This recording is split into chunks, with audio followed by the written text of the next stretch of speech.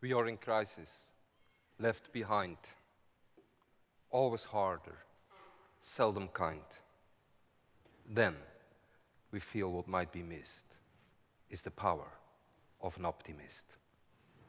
The question we always ask worldwide when we're talking on happiness is whether the glass is half full or half empty. Well, I promise you that will give the answer today to that question. But then we have to go back to our personal youth. We all have to go back to our personal youth. You have become an ambassador of creativity, you're an ambassador of courage, of innovation, of organization. We all are ambassadors of some strength. Where did we learn that? Personally, when I was a kid of 4 or 5 years old, my father was a salesman and he took me to small grocery shops in Limburg, that's a small province in Belgium, and I turned upside down an old vegetable box and I was standing on it and reciting poems. And then I got an ice cream. I've got lots of ice cream in my youth. And in fact, when I'm talking today on this, what did I do? They turned an old vegetable box upside down, I'm standing on it, reciting a poem, and I hopefully get an ice cream afterwards. That's the way it works. We have all become the people we have become thanks to positive strength, thanks to someone who has told you you're good in something. We learn through support, through positive engagement, through encouraging each other. We don't learn anything through cynicism or through indifference. When I was traveling the world, I met in Nepal and in India the word namaste. Namaste means hello, but when an American says hello, hello doesn't mean anything. Namaste means 3 things. I bow for the God in you. I've seen you, there is something positive in you, and I bow for that deeply. Teachers tell this to students, students to teachers all over, every day, 100 times. I've seen you, there is a positive strength in you, and I bow deeply for that. Well, wouldn't we live in another world if people would say that and mean that? And life is not a party. I'm not driving the country in a car full of balloons. We all have our right on sadness. If I open the door of your heart, there is a lot of sadness and trouble and sorrow in it. We all have that. It's not about that. I just don't hate, I hate the song, Don't Worry, Be Happy. I changed the motto in Do Worry, Be Happy. There is something going wrong in the world, but it doesn't mean that we can't be happy. Everyone is looking for happiness all over. It's a universal quest. And I asked 100 professors in 50 countries to summarize in 1,000 words what we know about happiness. Not what we believe, but what we know about happiness. Well, we found out that we have been focusing on the wrong things. We have been studying in psychology, sociology, economics. That's what it's about. It's not only about philosophy. It's not about sunflowers and balloons. It's about science. And we've been studying the wrong things. We know quite a lot about schizophrenia, paranoia, but most of the people are not schizophrenic or paranoia. The opposite of bad is not bad, but that's not the same as good. The opposite of unhappy is not unhappy, but that's not the same as happy. So when we could study what makes people happy and broaden that knowledge, we could become happier citizens. And we know the relationship between optimism and happiness is quite big, it's quite important. The relationship between smoking and lung cancer is the same as the relationship between optimism and happiness. When you smoke, you get lung cancer. When you are an optimist, you become happy. And when you're happier, you're healthier and successful in sports, in science, in friendship. Why don't you want to become an optimist? We know out of science that 50% of optimism is about genetics. It's about what we got from our parents, our grandparents, and so on. So, 10% is due to the circumstances. That's the house we have, the job we have. 40% is left for what is between our ears. That's the mindset. That's the way we look at things. This 50% of genetics we cannot change. This 10% of circumstances we're focusing all day long. And the 40% is what we have in our own hands. Don't you think that happy people experience more happy things than unhappy people? We all experience more or less the same things in our lives. But the optimists give a double weight to the positive things, and the pessimists give a double weight to the negative things. That's the choice we have. Optimism is a combination of belief and behavior. You start believing that things will come out, and you behave like that. Well, one of the professors taught me the lesson that there are red buttons and green buttons in society. The red buttons are the pessimists, the green buttons are the optimists. And you can see that immediately. When you talk to someone in 3 minutes, I immediately know whether you're a green button or a red button. Shall I teach you? You can know that in 3 minutes. The red buttons are always talking about themselves, the past, and problems. The green buttons are talking about we, us, the future and solutions. It's not about I, it's about we. It's not about the past, it's about the future. It's not about problems, it's about solutions. And when you succeed in connecting the green buttons in an organization, in a school, in a street, in your family, the red buttons become irrelevant. Some woman came to me last week. She said, well, that's nice about the green buttons and the red buttons, but I'm married to a red button. What do I have to do now? So we know that optimism and pessimism is spreading like a virus. It's like a virus. It's as well the optimism as the pessimism. You know that. When someone enters who is an optimist, you become an optimist yourself. And we see that in the studies, that regions full of optimists, they influence each other. Work floors influence each other. And I'm not talking about stupid things. It's only a few weeks ago, the United Nations have, for the first time in history, published a world report on happiness. And that's full of statistics that really prove that a new priority is needed. And we're talking in that report on not only on the gross national product, but on gross national happiness. This is a system that works in Bhutan, as you know, a country in the Himalayas. And the Prime Minister of Bhutan was invited to New York to come and talk there. We have been laughing at Bhutan, but now it has become an example of good practice.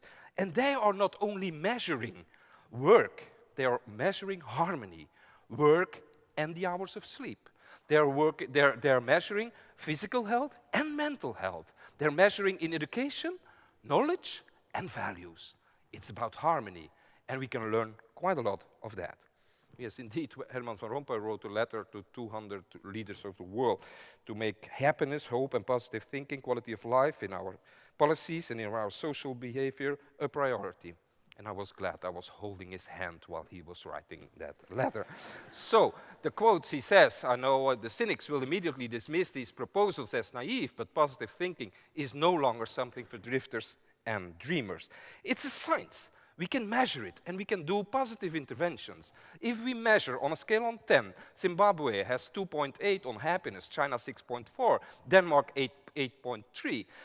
There is an influence of social policy on the numbers of people who are happy. And we can change that. And we can make these new priorities. Do you know that how many people, when you see the publicity of lotteries worldwide, it's always about sunshine and palm trees.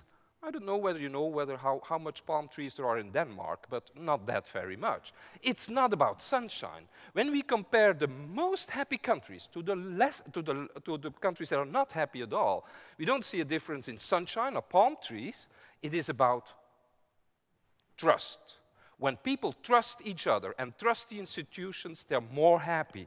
And when there is more equality in a country, then people are happier. The rich and the poor, the men and the women.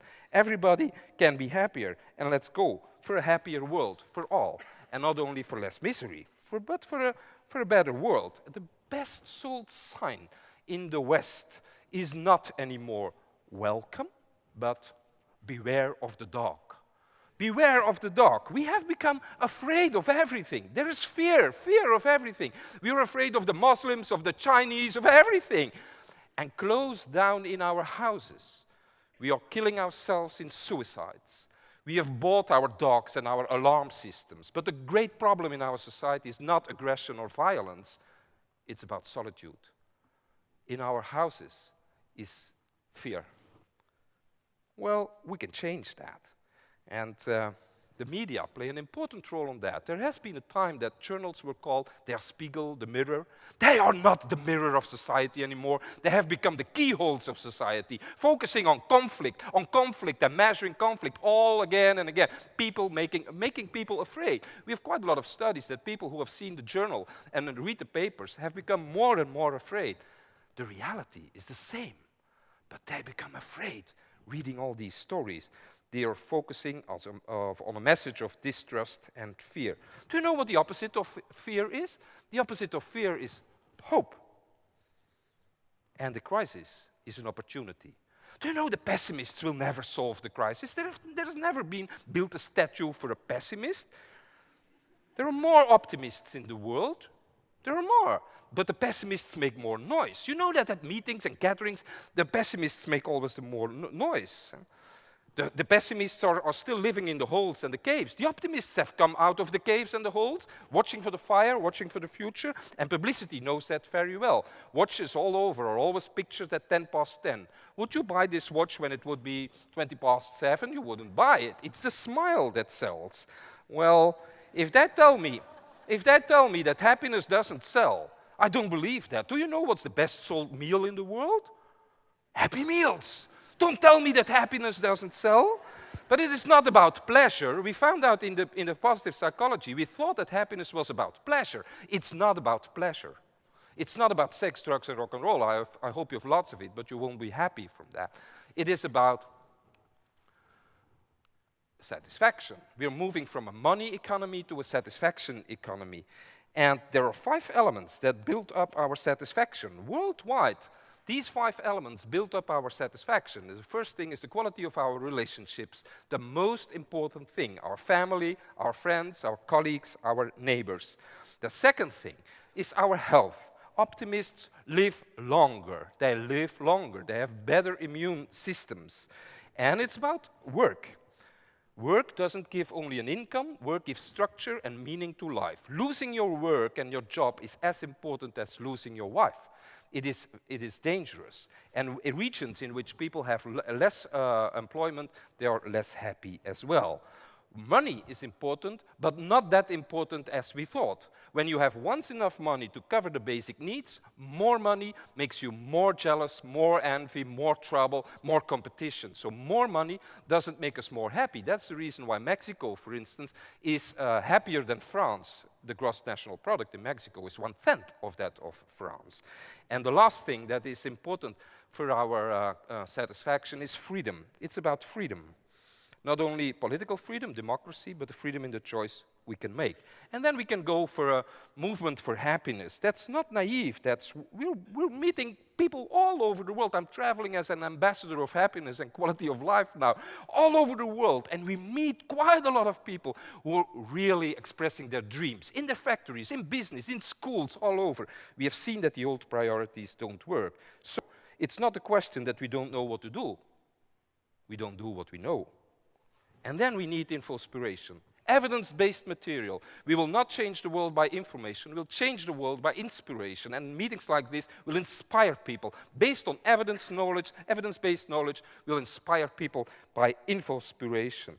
In a complex world, people have lost their way. It's a labyrinth, it has become a labyrinth. But we make each other happen. Not only we make each other happy, we make each other happen. Let's become trustful lighthouses for each other. And everybody has that strength in himself. We don't have to wait that long anymore. We don't see the things and the people as they are. We see the things and the people as we are. So we don't have to change the things and the people. We have to change ourselves. And that's merely the way we look at things. There was a grandfather who came to me in the Netherlands after lecture, and he told me, I have 8 grandchildren. And he showed me a picture of a young girl of 15 years old, fair-haired, and he said, this is my favorite grandchild. She's born blind, but when I walk with her through the woods and the city, I hear more, I smell more, I see more, I feel more. She's the pearl of our family. He could easily have been said, well, she's born blind and that's the burden of our family. He could not change that reality. He could change the way he looked at that reality. And that's the final answer. Is this glass half full? or is it half empty? Well, we know. We know. Stop looking at your life and your work like this glass. Watch your life and your work and your family and your own strengths like this glass. There's the same water in it. But if you keep on focusing on all the things you don't have and you still aspire and you want, you will never become happy. When you're satisfied with the life you have and you see quite a lot of strengths you have, quite a lot of possibilities, experiences, things you have done, you have felt, my God. And luckily, this glass is not full. It is a stupid thing to think that we will be happy for 100% one day. It's stupid. It's not the aim.